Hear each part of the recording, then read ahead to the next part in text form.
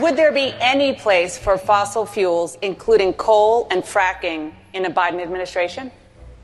No, we would work it out. We would make sure it's eliminated. We have to move toward a net zero emissions. No more drilling on federal lands. No more drilling, including offshore.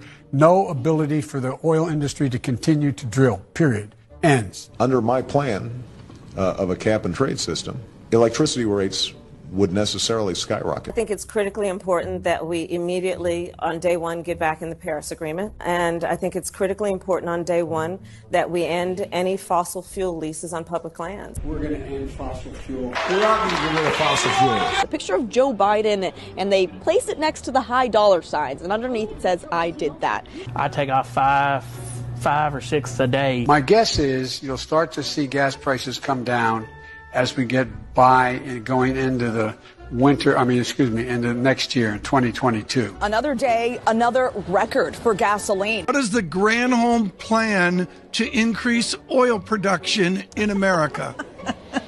Oh my God. That is hilarious. It's simply not true that my administration or policies are holding back domestic energy production. Because I'm capping greenhouse gases, coal power plants, natural gas, you name it, whatever the plants were, whatever the industry was, they would have to retrofit their operations. That will cost money. They will pass that money on to consumers. Gas prices have hit a record high again today. We will, in fact, reduce inflation. Reduce inflation. Reduce inflation. Make no mistake, inflation is largely the fault of Putin. The current spike in gas prices is largely the fault of Vladimir Putin. You may have noticed this week that your gas prices have gone up. A lot of it has to do with Vladimir Putin. On day one of the Biden presidency, joined the Paris Accord. He revoked the permit for the Keystone Oil Pipeline. He's stopping new leases for drilling oil and gas on federal lands. We aren't getting rid of fossil fuels. Electricity rates would necessarily skyrocket. Look at the price of gas now! It's $7.55 a gallon!